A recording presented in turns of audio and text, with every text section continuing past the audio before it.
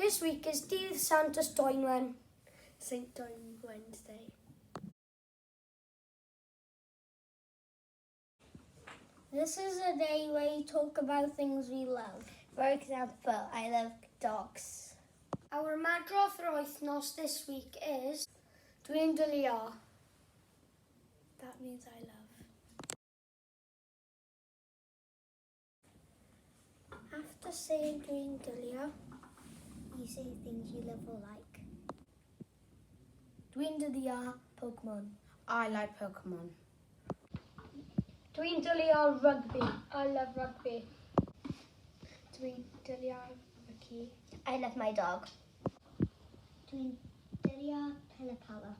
I love butterflies. Good luck!